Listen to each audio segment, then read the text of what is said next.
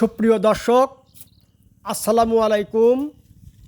রাজবাড়ী জেলা, পাংশা উপজেলা, বাহাদুরপুর ইউনিয়নের 26টি মতান্তরে 28টি মৌজার মধ্যে দুর্গম 13 অথবা 15টি মৌজা সম্পূর্ণ নদীগর্ভে বিলীন।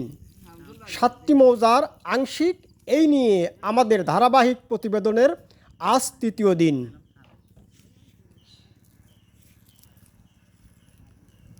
দর্শক, বাহাদুরপুরের দুর্গম চরাঞ্চলে কৃষকদের সাধারণ জীবনযাপন, দুর্গতির খবর জানতে এবং জানাতে আজ আমি কল্যাণপুর, কেশবপুর, শুক্কুলম্বদিয়ার কৃষকদের মাঝে। পদ্মার দুর্গম চরাঞ্চলের প্রাকৃতিক উৎপাদক কৃষকদের সাথে আজ সারাদিন আমি শুনব তাদের আশা নিরাশার গল্প, আপনাদেরকেও শোনাবো, যেই গল্পের সাথে আমাদের জাতীয় প্রবৃদ্ধি অর্জনের সংযোগ সূত্র রয়েছে।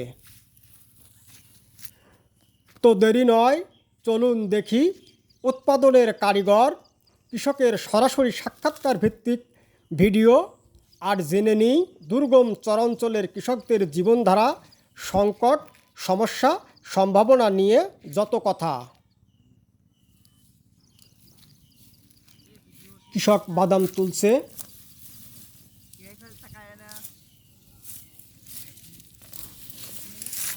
কল্যাণপুর, কেশবপুর, শুক্কুলম্বদিয়া একটু উঁচু চর, এখানে এখনো পানি প্রবেশ করেনি।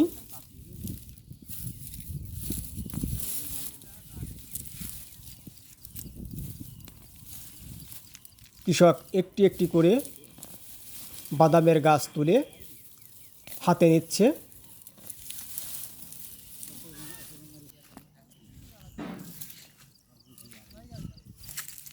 এটি তাদের অর্থনীতি, এটি তাদের জীবনযাপন।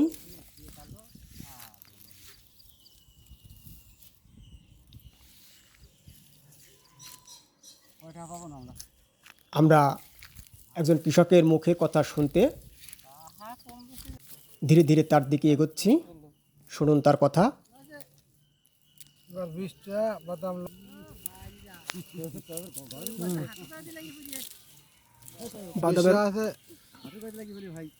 বৃষ্টি আছে, শোনেন ভাই, বললে পরে বাদাম হইতে না, আল্লাহ দিতে না ভালোই। বাদামের ফলন কেমন? বাদামের ফলন দেখ মোটামুটি একা খারাপ না। এই জায়গাটার নাম কি? এই জায়গাটার নাম আছে, এটা আছে বাহাদুরপুর ইউনিয়ন, কল্যাণপুর, গোলারডাঙ্গি মৌজান, কল্যাণপুর চর, চর কল্যাণপুর। আমাদের প্রচুর সম্পত্তি তো, বুঝছেন। কি অসুবিধা চরের উপরে? চরের রাস্তা নাই আসার, চরের রাস্তা নাই আসার, ঘর নাই, কল নাই, পানি পানি নাই, খেতে দেবো কেবা এখন দুয়ার কও ভাই আব্দুল নাই, কখন নাই বলতেছি ভাই, আমাদের চরে তো কোনো নিরাপত্তা নাই, বুঝছেন। আমাদের একটা ঘর দিয়া লাগবি, কল দিয়া লাগবি, তারপর যাতায়াতের পথ বাত খারাপ, এসব গাছই আমাদের একটু ব্যবস্থা করে দেওয়া লাগবি। আমাদের বন্টন আছে, এ গাছে আমরা বেশি টেশি খাই, কম বেশি যাই, টাকা পয়সা পাই, তাতে তো আমার দিনকাল যায়।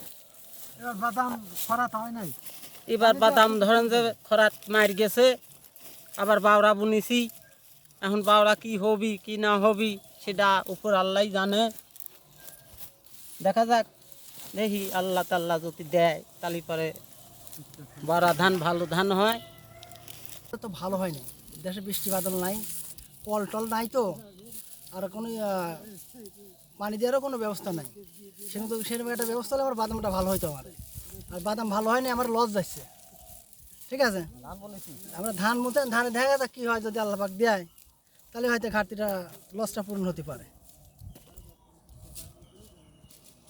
এমন অবস্থা হয়েছে যে অনেক দূরের থেকে আইছি, পানি নাই বা ঘর দরজা নাই, মেঘটেক আসলে আমরা কীভাবে আশ্রয় নেব, এরকম আমার একটা ব্যবস্থার দরকার।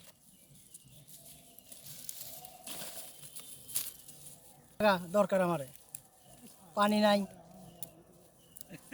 কল নাই, এদের চরে আইসি এখন, এদের পানি ঠিকই লাগছে, পানি খাবো কীভাবে? এখন লয় নদীতে যেতে হবে। হ্যাঁ, এই লেগে তো পানি ঠিকই লেগে গেছে আমার, পানি তো খাওয়ার মতো কোনো ব্যবস্থা নেই। সেটা আমার কলের দরকার, ঘরের দরকার, কলের দরকার, তাহলে কি আমার একটু ভালো হয়।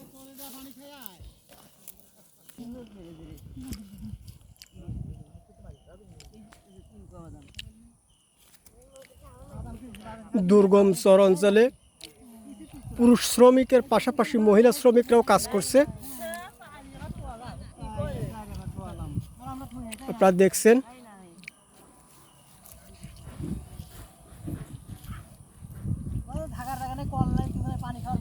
এরা তো করতে আইছে, কি কষ্ট হইলো দিবিশাল করতেছে, এই হইবে রাখছি। পুরুষদের পাশাপাশি আপনারা মেয়েরাও কাজ করতেছেন, এখানে কোনো অসুবিধা হয় কিনা আপনাদের? অসুবিধা তো হয়, কি ধরনের? এই যে নদী বিশাল পুড়িয়ে মরতেছি, পানি নাই, জায়গা নাই, করে দাঁড়াবো, কোনে খারাপও অসুবিধা তো সমস্যাই তো আমাদের। হ্যাঁ, কি এটা কষ্ট দেন তো দেয়, নদীকে থা যায়, ব্যান ক্ষেতটা করেছে, না হলেও তো বাসন নাই, কষ্ট হলেও করা লাগতেছে। তাহলে মজুরি কত পান? মজুরি কেবল আইসে দেখা যাক কয় টাকা কেবল পাওয়া যায়।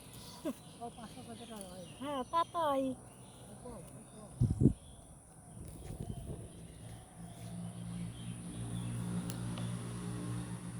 দুর্গম চরে ব্যাপক বাদাম চাষের আবাদ।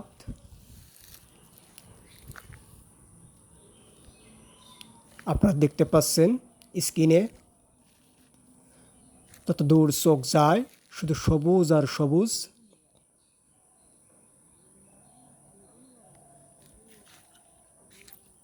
বাম্পার ফলন হলে কৃষকের ভাগ্য খুলতো।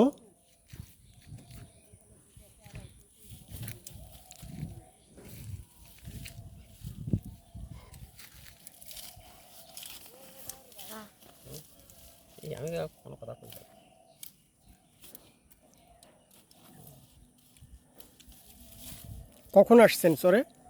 সকালে আইছি, খাওয়া দাওয়ার কি?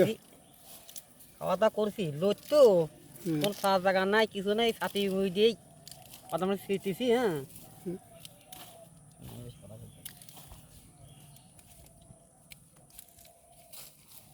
তুমি কি কোন ক্লাসে পড়াশোনা করো? ওরে ক্লাস 4-এ পড়াশোনা করো। তো চরে আসছো কি কাজ করার জন্য? কার সঙ্গে আসছো?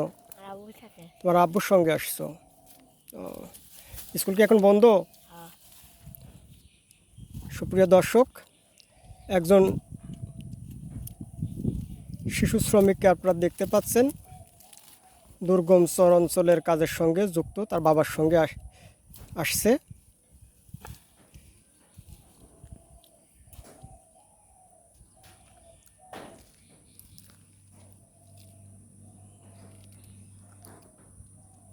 সবুজের সমারোহ,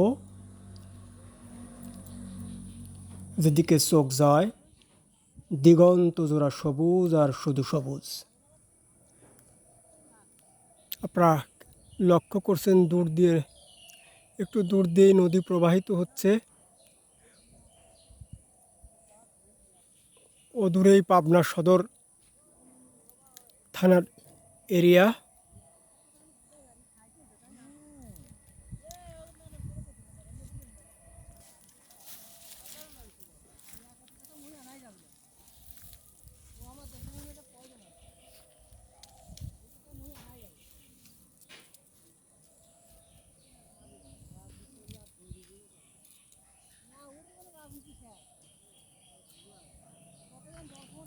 অসাধারণ মনোমুগ্ধকর দৃশ্য, দেখলে দেহ মন জুড়িয়ে যায়।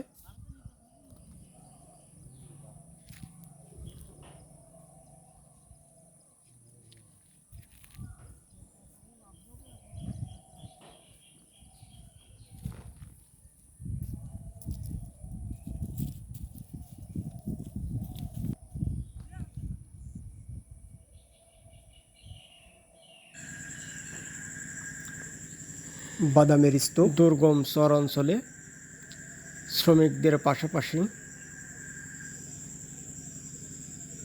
বিভিন্ন শিক্ষা প্রতিষ্ঠানের ছাত্ররাও কাজ করছে। কাজের মাধ্যমে উপার্জিত আয় নিজের শিক্ষা বাবদ ব্যয় সহ পরিবারকেও নগদ সহায়তা।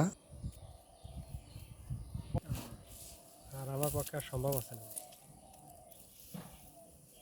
এই আর কিছু আচ্ছা, আবার বলেন। কি বলবো, দুঃখের কথা তো বলার জন্য। এই যে দিন মজুরি কাটি খায়, যে রোদ, ছেলে তো পড়াবের যায় শেষ হয়ে যাচ্ছে, ছেলে প্রায় গাছের মাথায়, আমি তো গৌরাতে মোটে আনতে পারতাম ভাবা বুঝলেন। পানি তো আমার 7-8 বিল তো কাম আছে না, আমি কুল তো পাচ্ছি না ভাই। আপনার